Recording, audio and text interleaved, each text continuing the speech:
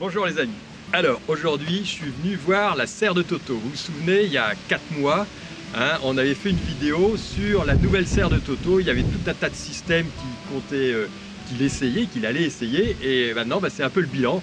On avait des gros objectifs de production. On va voir ce que ça a donné.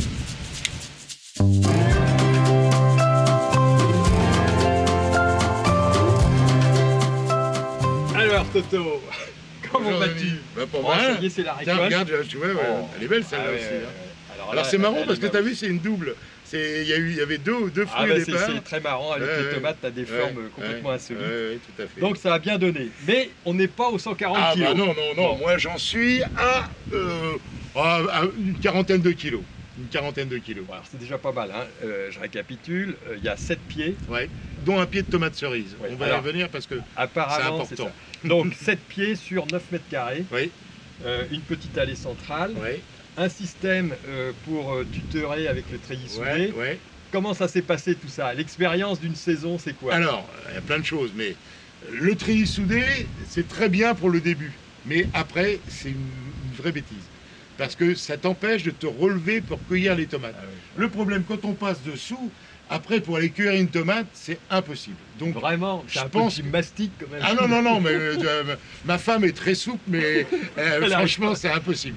Et en plus, tu te cognes, enfin, c'est mal foutu. Donc je pense que le treillis soudé, moi, je vais le garder pour faire mes semis de printemps. Tu vois, j'ai posé les caisses dessus. Mais après, il faut les enlever. Donc tu vas partir sur quoi? Alors, bon, je suis allé voir un ami à Auberville qui a une serre aussi. Enfin, lui, c'est plus un carport. Donc c'est fermé sur les côtés, mais c'est ouvert sur le devant. Lui, il taille ses tomates, c'est-à-dire qu'il enlève les gourmands. Il y avait ça aussi, vous vous souvenez, la taille. Taille ou pas taille. Voilà. Donc moi, cette année, j'ai fait comme tu m'as dit. C'est-à-dire que les tomates, je les ai laissées pousser, j'ai pas enlevé les gourmands, rien. Alors, bon, ça a bien donné, je me plains pas, ça a bien poussé.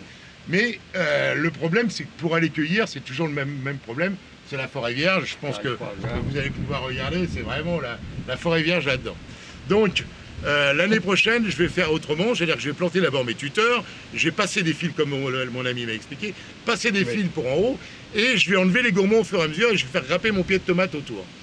D'abord, ça fait des pieds de tomates qui sont beaucoup moins, qui partent dans tous les sens. Ça fait des pieds de tomates qui font à peu près 50 cm de circonférence. Et donc, plus facile à cueillir, plus facile à récolter. Ça, c'est une première chose. La deuxième chose que je veux surtout insister, c'est la bêtise de mélanger les pieds de tomates normales et les pieds de tomates cerises. Parce que les pieds de tomates cerises sont complètement envahissants. Alors c'est vrai, parce que là, pour vous dire, le pied de tomate cerise, il est au fond. Tu l'avais dit au fond. On a des tomates cerises qui arrivent ici à l'entrée. Et donc il y a une concurrence énorme de la cerise par rapport aux variétés classiques. Exactement. Et ça nuit, parce que la tomate, comme tous les végétaux, elle a besoin de lumière pour la photosynthèse. Et là, la tomate cerise, donc ça, petite erreur, pas mélanger les variétés. L'année prochaine, mes tomates cerises, en plus, je pense que les tomates cerises, c'est moins fragile qu'un pied de tomate normale. Oui, complètement. Donc je vais les mettre à l'extérieur, abrités, mais je vais les mettre à l'extérieur. Je ne vais pas mélanger. Voilà, côté sud, je vais faire un petit abri, mais beaucoup moins, plus succinct que la serre. Alors pour en revenir à la taille, donc les gourmands, tu dis ici, moi je préfère l'année prochaine, je taille les gourmands, et tu vas limiter la croissance en hauteur. Voilà, c'est-à-dire qu'à un moment donné, là ça fait à peu près 2,20 m, à 2,20 m, je vais les arrêter. Parce qu'après, d'abord, je pense que quand ça pousse trop haut, déjà, bon, pour la récolte, c'est compliqué.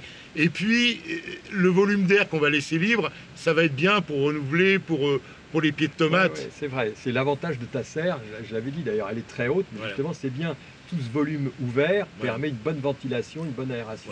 Au niveau de la chaleur, on a eu des journées à 38, 39 degrés. Oui, c'est monté jusqu'à 40, au maximum. Mais dans la serre? Dans la serre, 40, maximum. Donc ça veut dire qu'il n'y a pas eu cet effet de surchauffe dans la serre? C'est déjà énorme, c'est trop pour les tomates. J'ai fait quelque chose sur tes conseils, c'est que j'ai le toit qui est au sud et le côté qui est au sud, j'ai mis du blanc d'Espagne dessus. Alors, c'est pas mal, mais toujours le même problème. Le problème, c'est qu'on ne voit pas les œufs d'un côté, et quand il y a des fruits, on ne les voit pas, parce que comme c'est pas transparent. Donc c'est un peu, c'est pénalisant. Et en plus, il a coulé un peu le blanc d'Espagne. Il a coulé pas mal.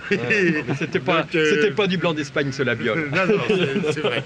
Et ce que je ferai aussi, c'est que je vais mettre donc comme un système de paillis qui va se dérouler à l'extérieur sur le toit. Ouais, ça, parce que ça, je pense que ce sera pas mal, parce que ça permettra de préserver. Oui, justement, à propos de l'ombrage, pour pallier au fait que le blanc dégouliné, il ne faisait plus office d'écran, tu as mis ce petit treillis là à l'intérieur. Sauf que, à mon avis, on le voit là, ça crée vraiment trop d'ombrage dedans, et là, du coup, ça va nuire à la photosynthèse. Je pense que ça a freiné un peu la maturation des flux. C'est pour ça qu'idéalement, tu as raison. Je vais le mettre à l'extérieur. Ça sera beaucoup mieux. Parce qu'à l'intérieur, il faut que rien ne gêne. Exactement, parce que là, en plus, t'es coincé. Si tu veux le retirer, c'est foutu parce qu'ils ont poussé à travers. Dedans. Maintenant, au niveau arrosage. Alors, arrosage. Avec l'été qu'on a eu... Mais l'arrosage, moi, j'ai installé un goutte à goutte à chaque pied. Je mettais 2 heures de goutte à goutte tous les soirs. Faut au moins ça. Au moins ça. C'est bien, apparemment, ils n'ont pas souffert de la... Mais voilà, ils n'ont pas souffert, mais 2 heures tous les soirs, c'est bien. Je pense que c'est pas mal. Et puis, rappelez-vous aussi le truc paillis. Ah oui, t'es content du paillis? Ah bah ça c'est sensationnel. De toute façon, si t'as pas de paillis, la terre elle est pas belle, non ça protège vraiment, il n'y a pas de problème. Puis t'as rien qui pousse quoi, à part tes pieds de tomates, t'as 2-3 mauvaises herbes à arracher, mais c'est rien du tout. Voilà. Et alors je me souviens, on avait fait un essai, ortie séchée, broyée d'un côté ou pas d'ortie de l'autre. Ça, c'est bonnet blanc, blanc bonnet. De la blague. Bon alors, peut-être que dans certains cas, c'est favorable. Mais là, comme tout, à mon avis, comme tout était optimisé, rappelle-toi au niveau fertilisation, on avait le fertilisant toute terre, c'est un compost organique, vraiment c'est le top, on avait vraiment bien mis la dose. T'as pas mis d'engrais après, rien. Donc le compost au départ à la plantation et on avait rajouté de l'osiryl. Voilà, rappelez-vous, et là aussi je crois qu'ils ont pris aussitôt. C'est parti. Donc vous voyez, paillage, osiryl à la plantation et dans le compost en mélange la terre. La fertilisation, il n'y a rien à redire, ça a super bien poussé. Et alors du coup, dans tout ça, au niveau récolte, on en est où? J'en suis à une quarantaine de kilos. C'est pas mal quand même. Enfin, par rapport à ce que tu m'avais dit, c'est quand même beaucoup moins. C'est vrai que j'avais dit 7 pieds, 20 kilos par pied, donc 140 kg. On n'y est pas. Je suis satisfait, 40 kilos. Est-ce qu'elles étaient bonnes? J'en ai mangé tous les soirs, je me suis régalé, voire même midi et soir. Moi, j'adore les tomates. Donc voilà. Alors, il y a des variétés qui étaient plus prolifiques que d'autres. La cornue des Andes, là, il y en a encore plein. Tiens, c'est celle que je viens de cueillir, là. La noire de Crimée, j'en ai eu pas mal. Qu'est-ce que j'ai eu encore? La ronde charnue, pas trop la ronde charnue, j'en ai pas eu beaucoup. La russe. La russe, un petit peu, mais pas beaucoup. Non. Mais je pense que l'exposition des pieds de tomates, selon qu'on les met complètement. Là, on voit bien, il y a une concurrence au niveau de la photosynthèse. Le pied qui cherche la lumière, il est dans l'angle au fond, c'est celui qui a donné le moins. Il sort presque là. Alors que tes cornues des Andes qui sont là, elles sont cantonnées, elles sortent un peu, mais pas trop. Et alors, elles ont donné Et l'autre chose, c'est que toujours mon pied de tomate cerise, le pied justement là-bas au fond, là, il a été complètement concurrencé par les tomates cerises et il n'a pas donné beaucoup parce que les tomates cerises, ça envahit tout. Et ça, ne jamais mélanger les tomates cerises avec les pieds de tomate normales. Alors, tu me parlais aussi des fleurs. Tu m'as dit à un moment... moi l'année prochaine, voilà. Alors, je pense que je vais planter 2 pieds à chaque côté de la porte d'œillet d'Inde, puis ça dans le fond. Parce que comme ça, pour la pollinisation des fleurs, je pense que c'est super important. Les insectes, quand ils rentrent là-dedans, il fait chaud. Donc s'il y a des fleurs, ils se disent, bon, tiens, on va y aller. Et donc, je pense que ça peut aider à la pollinisation des fleurs de tomates. Et tu as commencé à récolter des tomates quand? Alors, je vais te dire ça exactement. Je crois que c'est début de juillet. Oui, j'ai tout enregistré. Je vais te dire ça exactement. Le 22 juillet. Le 22 juillet. Je crois qu'on s'était vu pour la plantation fin avril, voilà. Ah ouais, non, 22 juillet. Bien. Et là, j'en suis, ça voilà. Tu à 40 kilos. 40 kilos. Enfin là, j'étais à plus de 40 kilos parce que, tu vois, j'ai commencé à récolter, j'en ai tout à récolter. Donc j'étais à plus de 40 kilos. Mais je pense que tu as encore au moins 20-30 kilos facile. Oui, peut-être. Alors, ce qu'on va faire, pour prolonger la durée de vie des tomates, il y a un produit qu'on a dans la gamme, c'est le Mega Green. Le Mega Green, c'est une roche sédimentaire d'origine marine et qui est hyper finement pulvérisée. Tu pulvérises ça sur le feuillage et ça permet de gagner 15 à 3 semaines de durée de vie de tes pieds de tomates. Parce que là, on voit, il y a plein de tomates encore vertes. Si tu fais pas ça, les feuilles, parce que c'est une sénescence qui est programmée génétiquement, vont commencer à se faner et s'il n'y a plus de photosynthèse, il n'y aura plus de photosynthèse. Donc on va faire ça et là, tu vas gagner 15 jours à 3 semaines. Je suis persuadé, tu ne vas pas doubler la récolte, mais tu vas encore te faire au moins 20 kilos. Ouais.